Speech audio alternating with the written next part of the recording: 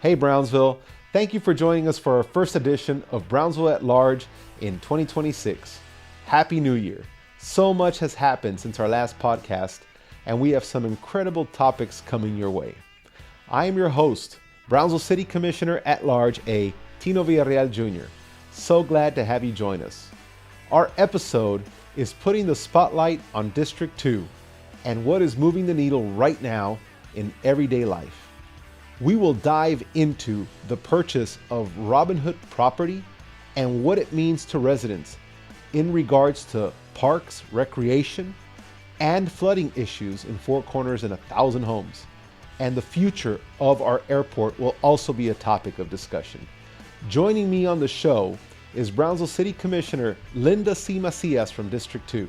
Commissioner, welcome to the show. Thank you so much for accepting the invitation to come on Brownsville at Large. This podcast, as you know, it's on season 2, and I really wanted you on season 1, but we wait, obviously, because there's so many good things happening in your district. And Happy New Year. Welcome. I ask everybody that comes on the show, what do you think of the set? I think it's amazing. And thank you so much, Commissioner, for inviting me to participate. It's an honor to work alongside you and the city commissioners to be able to represent District 2 and to take this moment of opportunity and the space to be able to discuss what accomplishments we've done. Well, I can't wait to dive into that. But um, every guest, we start with the little icebreakers, just so that you can get comfortable. So this is an easy conversation. This is an informative podcast. I always say it every show, because people, this is not a podcast where we're looking at hearsay, at different things, at rumor mill that's out there. This podcast is literally to inform the citizens of Brownsville over things happening in our district. But in order to get you comfortable to talk about that and just ease in, I have 21 questions with Tino. And they are, first thing that pops into your mind, let's go ahead and start with our 21 questions just to break the ice, okay? What is your go-to coffee order? I really don't drink a lot of coffee, but if I do, it's going to be a Dunkin' Donut coffee, medium roast, and a little bit of sugar-free creamer. Okay. Morning person or night owl? I can be a little bit of both. High energy.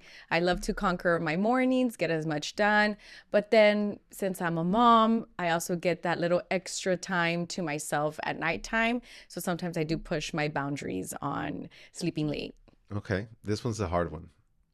If you could only eat at one Brownsville taco spot, like forever, which one would it be? Wow. Breakfast taco Any or taco. any Just one taco? taco forever. Oh my goodness, this is hard. There's so many great places in Brownsville, and I love to support them all. But one taco, we'll go with Mesquite Restaurant, located on Coffeeport Road. Okay. It's a good, I like that place. Great breakfast. What song instantly puts you in a good mood? Currently, I've been listening to a lot of Bad Bunny, but it's either disco or Bad Bunny's latest album definitely puts me in a good mood. Like, how can you be sad listening to that? There's no way. Favorite childhood cartoon?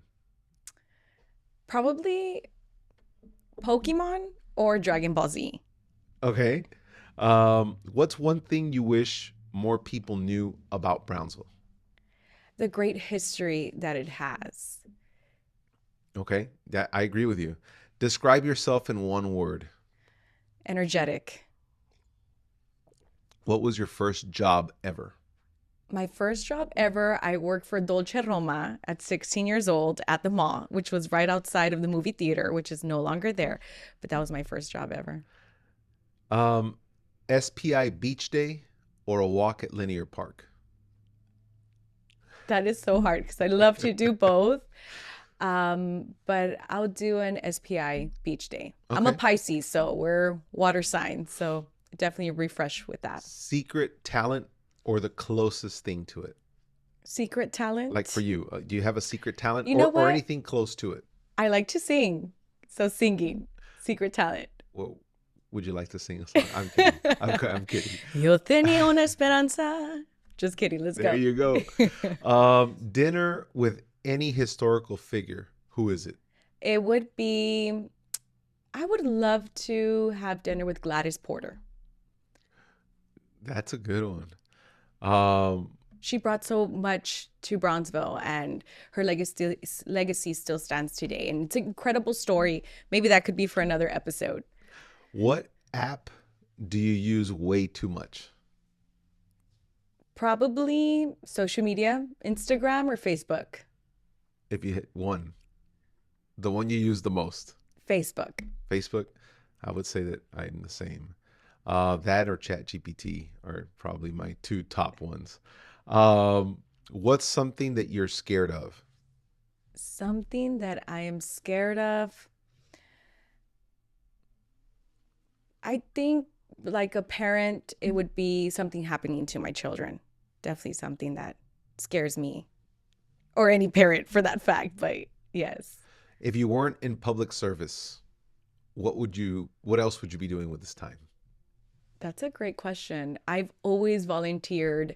I've been a part of different nonprofit organizations. I would still be involved in the community somehow. There's nothing greater than that community feel, and I'm all about community feel. Favorite movie of all time? That's a hard one. Favorite movie of all time, maybe Slumdog Millionaire. It's a great movie, great message, and I that haven't everything seen happens for a reason, very I haven't seen that purposeful. in a while. It is a great movie. It's a feel good movie. Yes. Um, the last thing that made you laugh really hard. Mm. That may Probably my kids. They're so silly and fun and funny, and they just come up with crazy stuff. So definitely they make me laugh all the time. What's your comfort food? Chips, What kind? What are your favorite? too many to count. I should open up my own chip company. Definitely my addiction. It would be Rufles queso, not cheddar cheese ruffles. The Rufles But the ones from queso. Mexico. Yes, the green bag. Yeah, And it's because flaming hot they. Cheetos. Yeah, I'm roofless queso also, but you have to buy the ones like from in Matamoros. Got Because if it. you buy them here, for me, they taste different. Different. Yeah, they do. They do. It's different. What habit do you want to break, but probably won't? What habit? Definitely this year, I've been focusing a lot on my habits, and I'm trying really hard to break not showing up for myself. These last couple years, it's been, not showing up for myself in regards to the gym and health wise and doctor appointments. And so definitely this year, I'm a little bit more concentrated on health. Okay. So I'm gonna Dogs, break it. dogs, cats, or neither. Dogs. Okay. If you could focus, if you could be famous for something ridiculous, what would it be? It'll probably be for falling down a staircase. I'll go viral for that. Final question. What's one thing that people would be surprised to learn about you? I am a big time reader. I don't watch any television shows. I do not watch movies. I don't watch any TV at all. And if I notice that I get on my phone, like if I have a little bit of spare time and I get on my phone, I quickly catch myself, get out of there, and I open up a book. So in my bag, I have two current books that I'm reading, and I'm a big time reader. That's pretty cool. I've been serving with you for 2.5 years. We've become friends, and I didn't know that about you. I'm a big reader too. Readers become leaders. High That's right. five. It's Visit true. your public library, Yeah, everybody. They have incredible books. It's all free. And we as a city commission approved no more late fees. that's right. I need to visit my library more. I've created my own library at my house from all the books that I've read. At some point, I got really into reading books right after college, and the advice they gave me was keep all your books, don't give them away, and start storing them. And so, anyway, let's dive into a little bit of District Two as we kind of move towards the two main things that I want to discuss with you are definitely going to be parks, quality of life, and airport and infrastructure. So those are the two worlds that we're going to dive into. Before we get there, a lot of the viewers, and when you want to speak to like the public, just take a look at your camera that's right Okay. there. So I'm going to look at our camera to let the viewers know one of the things that's very important that you don't realize that I am super proud of Commissioner Macias is during my time serving on this commission with her, she spearheaded a very, very tough and challenging situation with a company, Millwhite, which was light industrial, that had some very serious impacts on residents in District 2. And so without going all the way back to the whole story, town hall meetings were held. You went and visited all of the residents' homes, talked to them personally, got to meet them, got to know them by name, and eventually the city had to take action against the company. You went to all of the court hearings. You were really tied down to it because there were some serious health issues related to the Millwhite case. Most recently in the city commission, we were asked to spot zone and put a residential area, a home that's obviously in a neighborhood that over 30 years they started doing light industrial work there, and they wanted to sell the property, and they wanted us to grant them to continue that business, and and that just brought back a lot of that Millwhite feelings. Can you just briefly talk to us and the viewers on just people who just don't know the importance of how we're planning for the future in when it comes down to spot zoning or just looking back at their safety, which is ultimately the most important thing of how we grow the city of Brownsville.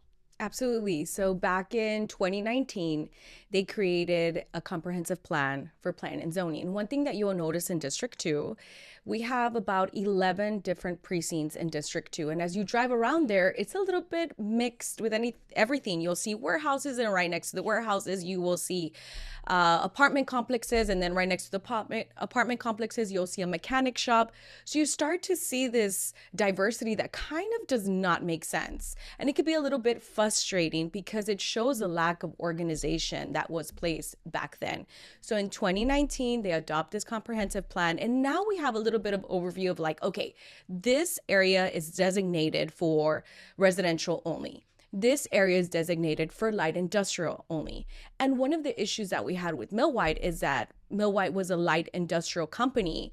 They would grind rocks, and these rocks and the powder, because there wasn't any preventative measures or anything blocking this powder from going to its next area, which was the neighborhood.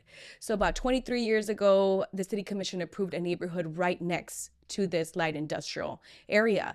And evidently in those last 23 years, there was a lot of health complaints. There was individuals with respiratory infections. There was high rates of cancer, children with skin disorders, skin diseases. You saw individuals that barely moved in there and started to display a lot of health issues and concerns. And so when we look into planning and zoning, we are stewards of the districts of the city, and it is our job to ensure that we're maintaining that fiduciary and that due diligence to ensure that we're following the planning and zoning. So two things that people may not know is that number one, we have a planning and zoning board. So the recommendations that go forth, they go to this planning and zoning board, and they are selected by the city commission. And then the second thing is anybody can request for their area to be light industrial or residential, even if it's not. So for example, in the city commission, we have agricultural areas. And as the city has grown, people do not utilize the agriculture anymore, and they want to be able to convert it into residential or commercial. And so that goes first to the planning and zoning board, and they make the recommendations, and then it comes over to the city commission. So the city commission has the authority to approve or reject that request. And I think we've done an incredible job as a commission. You spoke previously about in this last city commission, we had a residential area. And for 30 plus years, in the middle of that residential area, there was a welding shop. And so unfortunately, the individual that ran that shop had passed away, and now their family was trying to sell it, and they were selling it as that shop. And what we saw there, we had to make the tough decision and kind of look at overall. I mean, you want to help people, and you understand that they're trying to sell it for, economic means, but at the same time, we not only have to think about that family, we have to think about the community as a whole and how it impacts it beyond when we're there. I mean, I'm only going to be there, District 2 for 8 years. That's the max that we can run in a city commission as of now. So what's going to happen after those 8 years if we approve this or not? And so I think we took a stance based off of Millwhite. And Millwhite has really demonstrated an expectation. It has really set the standard of, hey, what you do now can come back years later, and it could have this type of influence and effect within the community. Yeah, and I think a lot of people say, what's wrong with a welding shop?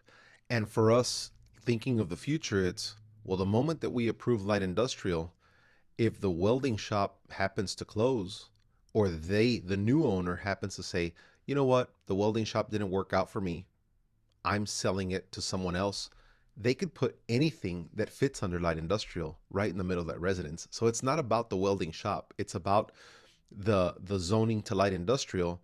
They could start grinding stone there if they wanted to. They could do a million things that fall under light industrial. So it's not about the welding shop. It's about the permit that we allow them to have within a residence.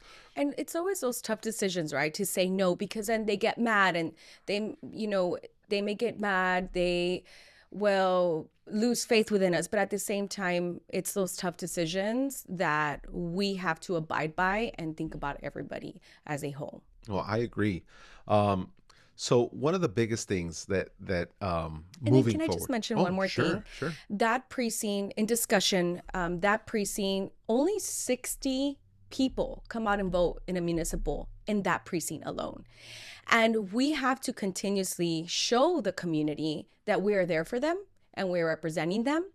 And we've done that within these last 3 years. We've continuously shown, because you see people lose faith in government because they make poor decisions. And so we have to safeguard those communities and demonstrate to them that we're here for them. We see them, we value them, and we're going to continue showing up for them within their area. And I will tell you that in that area, we went out and we did Central Avenue. We did drainage, a huge drainage project, which has never been done before. We did all their curb and gutter within the area. We did half of Austin Road, and we hopefully plan to go back and fix the other half. And so we've done incredible work within that area. We want to ensure that we continue that progress. And so they themselves can see, hey, people notice what is going on in their communities.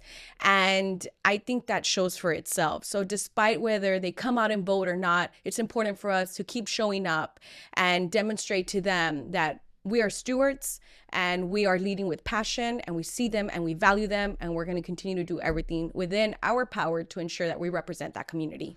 Well, if there's one thing that I've learned working alongside you is you deeply care about the people. You make it personal.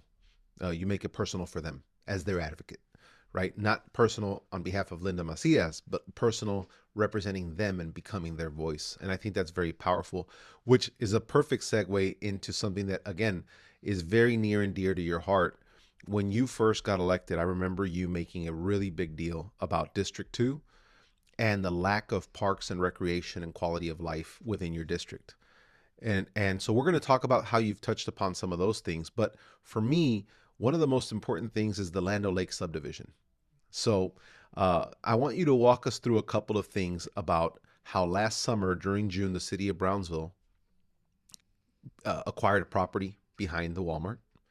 And then, without me kind of spoiling it, just talk to us about your vision there, how you wanted some more green space, use it for flooding, use it for all sorts of different things. Like it's like a win-win-win situation there. Can you talk to us about the Land O'Lakes and be very specific to the public so that they know the all the due diligence that you've been putting in before we just go out there and react and build and start putting a shovel to the ground? Absolutely. If I could describe our city commission, it would be proactive. For many years, we have been reactive. Oh, this problem happened already. What are we going to do moving on forward? And now it's that sense of proactivity. And I'll give you an example. During Millwhite, we had this issue. It took us a while. We went through the proper steps. It was recognized through Texas Municipal League. It was our city attorneys were also recognized and got the opportunity to educate city attorneys across the state as to the importance of that issue and what you can do about it. So we started to set the example across the state when it came down to it. And moving on forward, we actually hired Luis, who's our planning and zoning. So we wanted to ensure that this issue never happened again.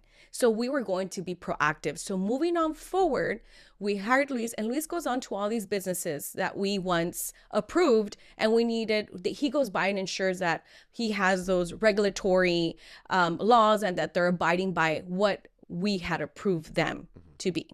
So we talk about parks, and I was a school counselor for 10 years. And before every single school year, we did this assessment plan. We had this campus needs assessment. And what that meant is we look at all the data, and from the data, we look at where we want to be, what the gaps are, and how we plan on closing them. So when we look into that Land O'Lakes area, you will see that number one, there's multi-generational families living within that community. So you're going to see, your college student, your daughter that just graduated from college is trying to make it into their career. You're going to have mom and dad, sometimes grandma and grandpa, or a tía or a tía. And you're going to notice that within that area, sometimes there's a lot of vehicles parked there. So it makes it very difficult and dangerous to walk. Secondly, you are going to notice that every time it rains on Four Corners, it gets flooded. And so that's a major issue within itself. And then lastly, when I look at parks overall, I mentioned that we have 11 precincts and we have 3 parks within the same road. So we talked about North Central Avenue. We have Portway Acres. We have Charlie Kabler Park, beautiful park, one of the biggest parks that we have there. We've done a lot within the area. We've done lighting. We created a natural trail. We've done park cleanups. We added a dog park. We did a second playground. We're adding a splash pad this spring as well. And it has a large walking trail. It's gorgeous. Portway Acres is considered a pocket park. And then we have Central Park, which is also a pocket park. And then we have a set of swings and it's called Glore Park, right by Oliveda Middle School and BPUB. Yeah.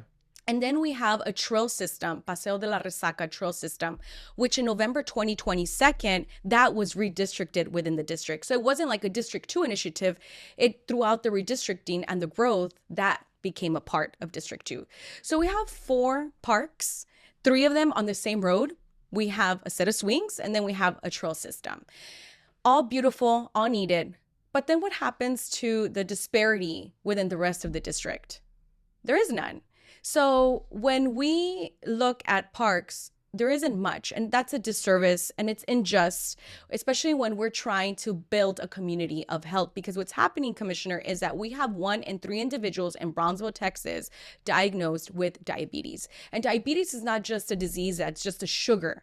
It's a diabetes in which you have failure within your organs. And so some way we have to, as leaders, we look at that problem and we say, okay, what are we going to do about it? Well, what we can do is provide more green spaces that improve mental and physical health, and drainage is an issue. So we're going to put that together. So this solves a variety of issues within the district. And so we have this 24-acre land. And what people don't know is that it came to the commission to be a housing apartment complex. That's what the developer wanted to do, a housing apartment complex. So it's not always, it's so easy, we just did this. No, we had planning. We had to go back and forth with this developer. The developer, unfortunately was upset. I would be too if you have plans to do this. And we kind of came in and said, hey, no, we have drainage issues, we have all these issues, and that piece of property is very valuable, and we want to work with you and to see what we can do for that area. And so sure enough, the back and forth, that took about a year and a half, and things take time. So that gets settled in. We as a commission purchase the land, and then we have our planning.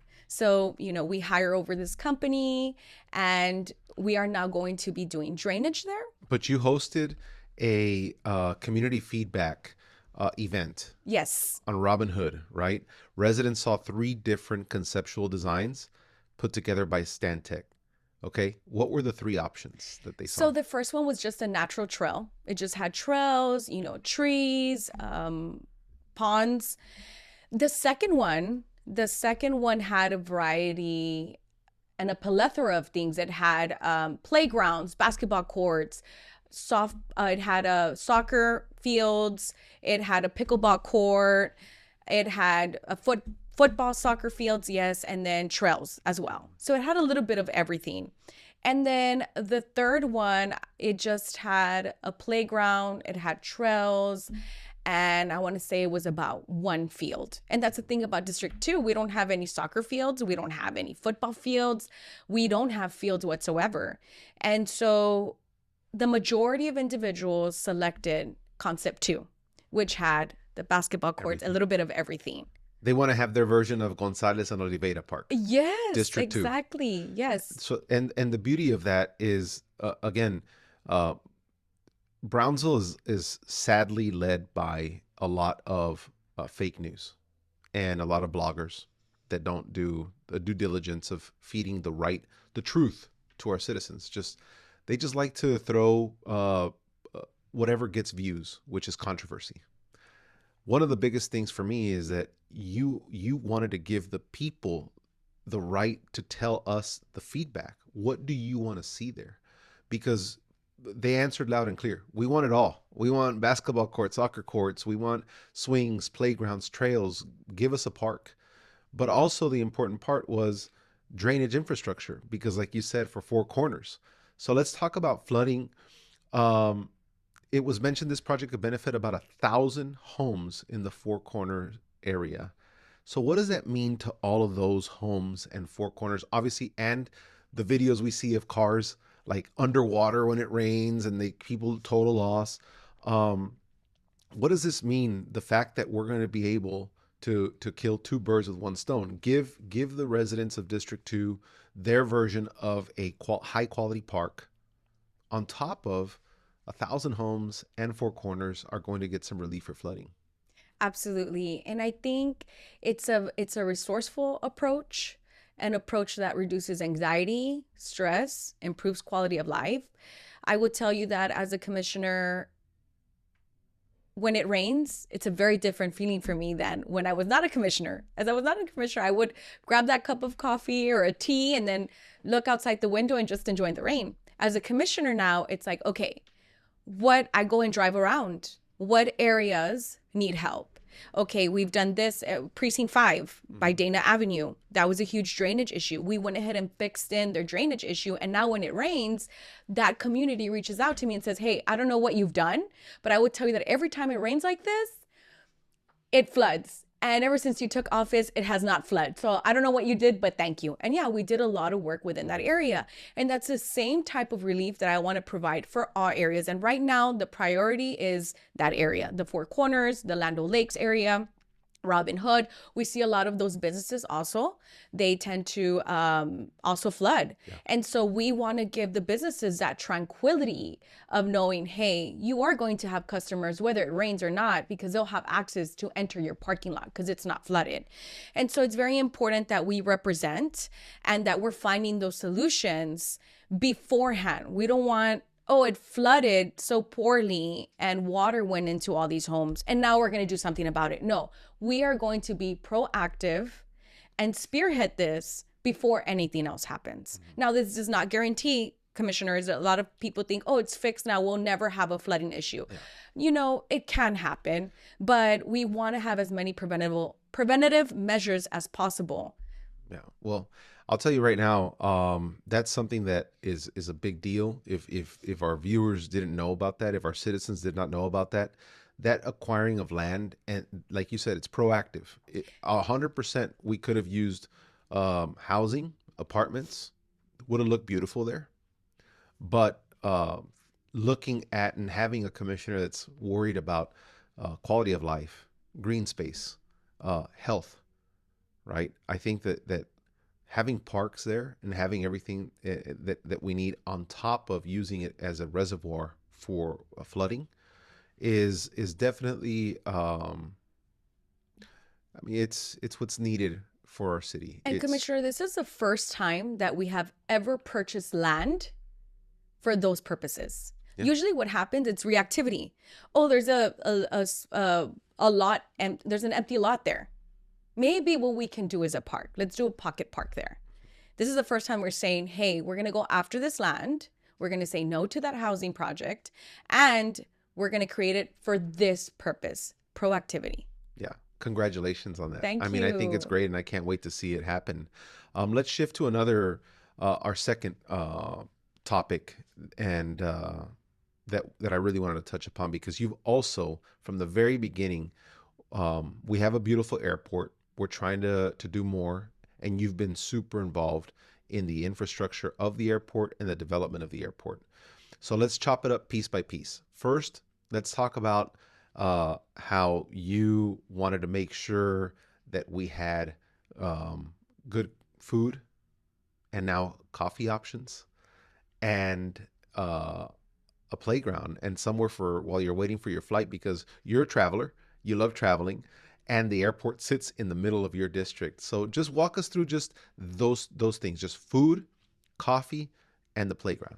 Absolutely. I'm so proud to represent. I have so much passion and drive, and I'm motivated. Since the first day I took office, I am so motivated to be able to influence, help, and change the trajectory of our city.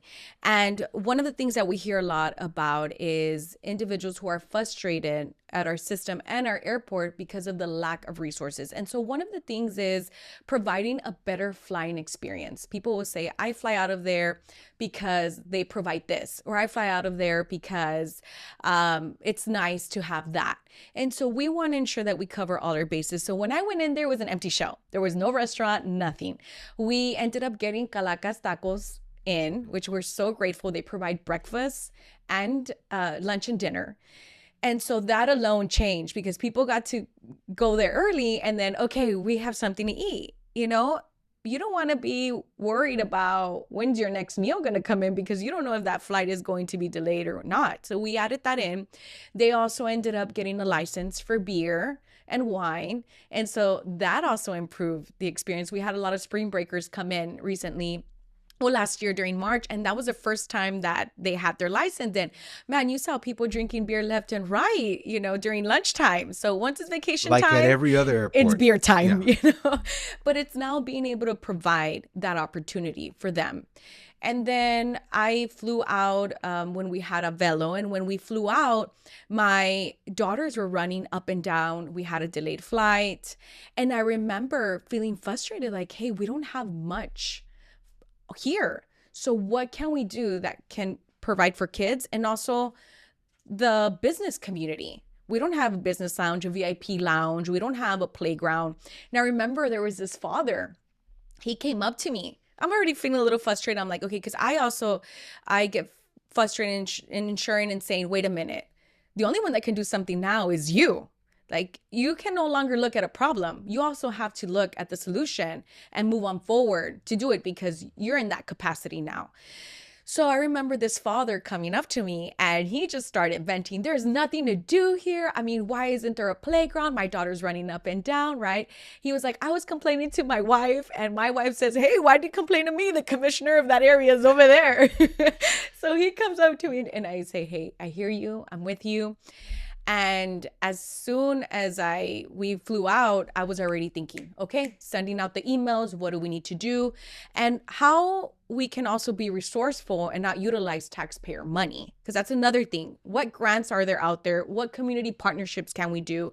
And so we came back, and as soon as we came back, I had my meeting with Angel Ramos, who's done an incredible job, Lorena, who's phenomenal. And we went in and we sat down with BCIC. So BCIC did a grant, and we created a playground there. And then we went in with Civic and they did the business lounge, which also helped us out.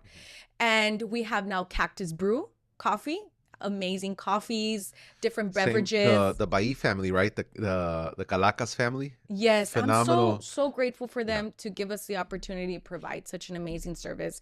And it's so small things that say, hey, Brownsville's airport is pretty cool, right? And so we got that covered in. And now it's like talking about expansion, talking about the runway, talking about could we add another terminal? But most importantly is airlines. And that's something that we're working on right now to see what we can Sure. bring in. We also received the grant to expand the runway, which is going to be huge for the city of Brownsville for people who did not know that. And most recently, we had the Hunt Pan Am groundbreaking of a new hangar, which I believe with Mr. Pat Cornegay, and that's the first time that you have a private investment into the airport area in about 6 decades. How big is that for the airport? So let me tell you, first things first, Angel Ramos, I'm going to give him credit here because when we look at how we can make airports profitable, we also take into consideration it's not only airlines and also the tenants that we have in the airport, but it's also the real estate outside of the airport. So the majority of those warehouses that are out there, they pay rent, and that those monies, that profit ends up going to the airport, and then it helps to pay airlines, etc.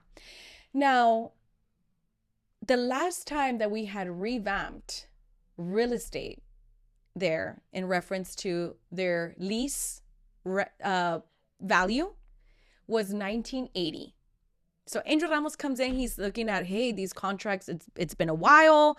We need to update this. So he did a whole real estate value comprehensive and updated leases, which is a growing pain, but it's also important.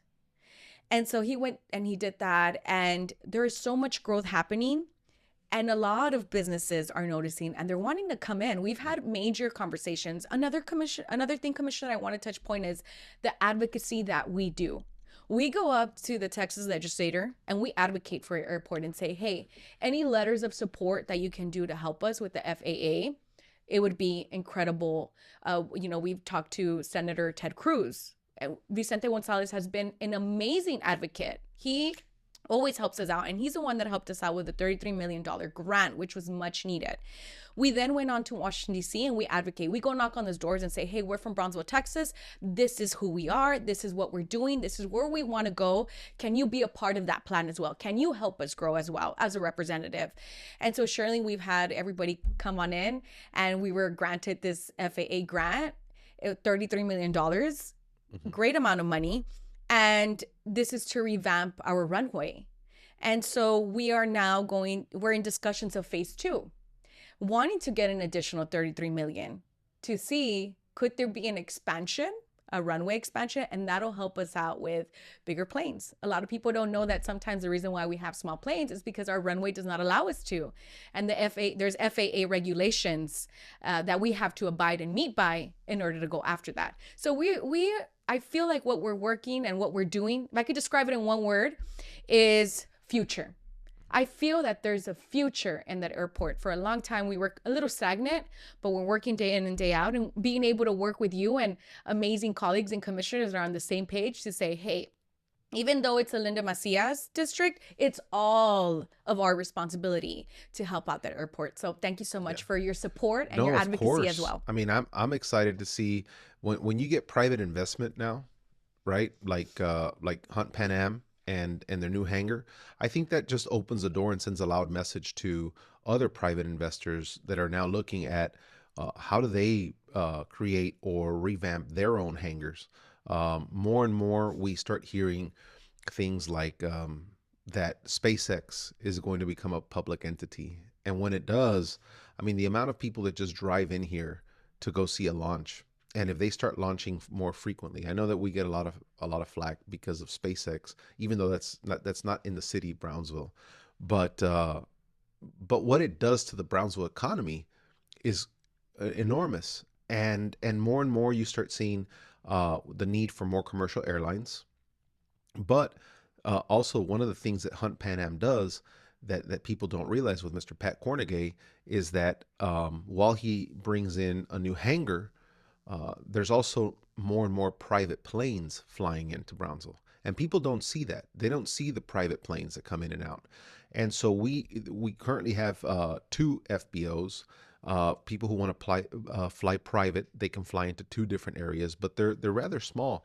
And this is the first domino, I think, of more private investment to beef up another FBO, to have more private hangars.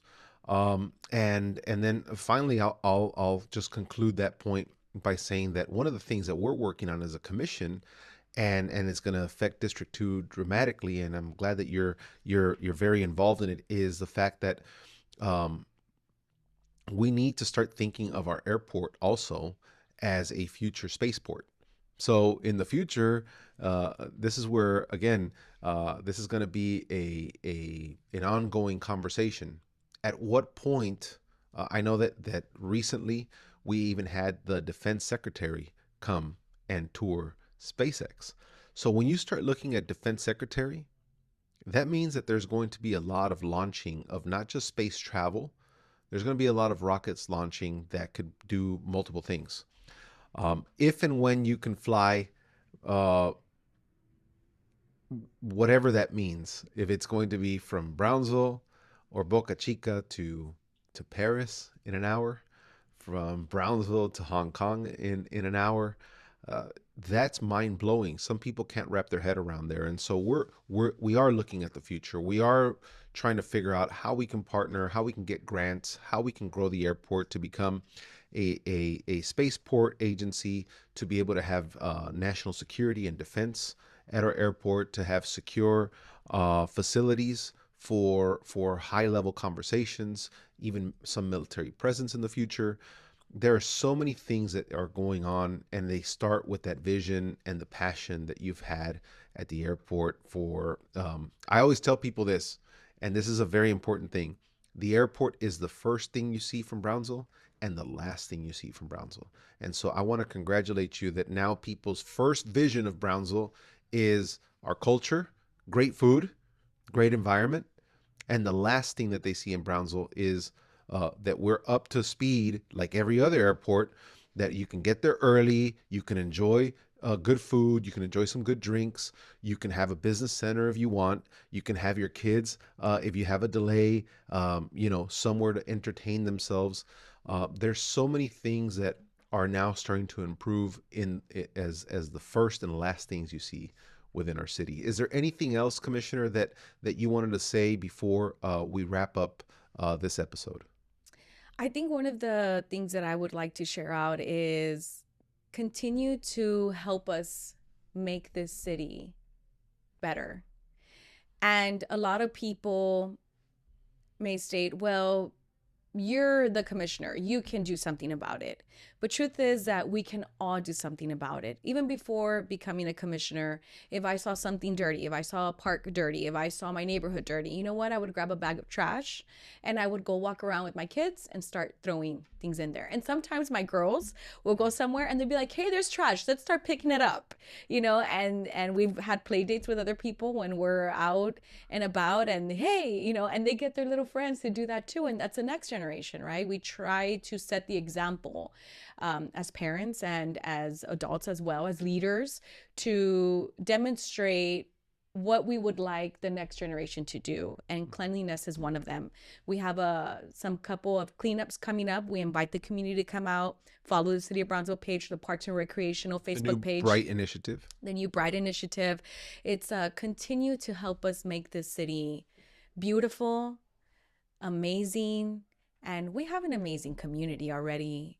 But if you can just continue to help us be the solution makers, whatever idea that you have, bring it forth to us, email us, message us. I feel like we are a commission that's always out there, and we make ourselves accessible. So if you guys have ideas, shoot them forth. I would tell you that I've had a lot of District 2 individuals shoot me ideas, and we have done them, and it has improved the area significantly. So we are all representatives and advocates of our community, and I invite you to continue to do that. And if you haven't done that, I invite you to start and send us a message. We make ourselves accessible to you all. So thank you so much, Commissioner, Thank you. for the And opportunity. I think one of the final things upon that note that you're also very good at letting people know is 546 help.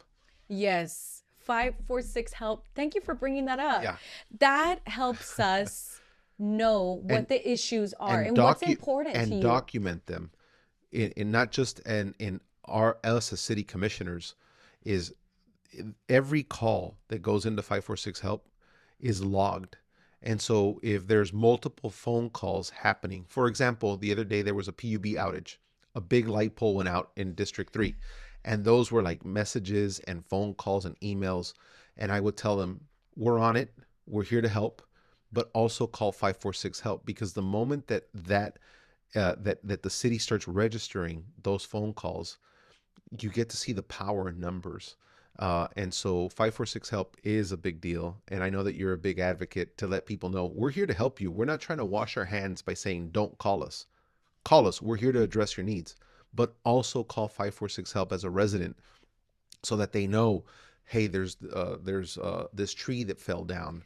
The pothole in McDonald's, it had over 550 calls, and they were able to utilize that in the Building and Standards Board to make their case as to why this is important to move on it, because the people have spoken.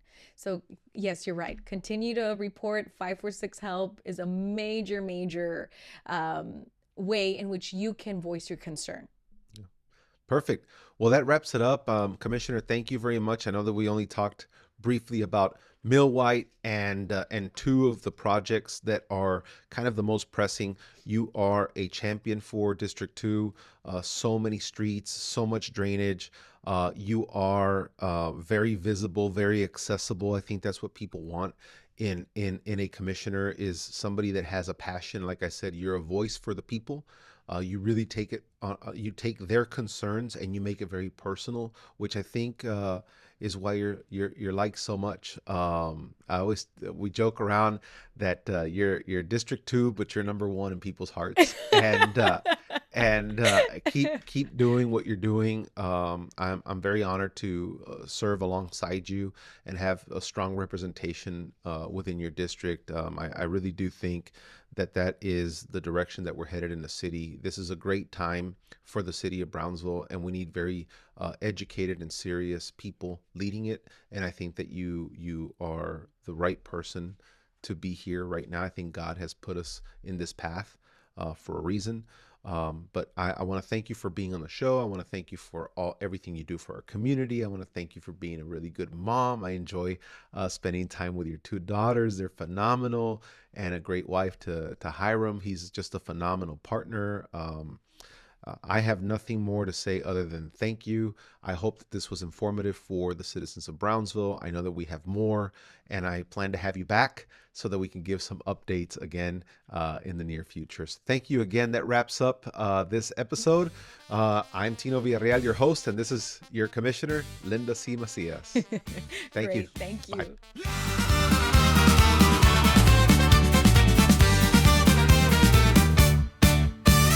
Brownsville at large, voices that shine, telling our stories one episode at a time. News, ideas, and local pride. Tune in now, come along for the ride.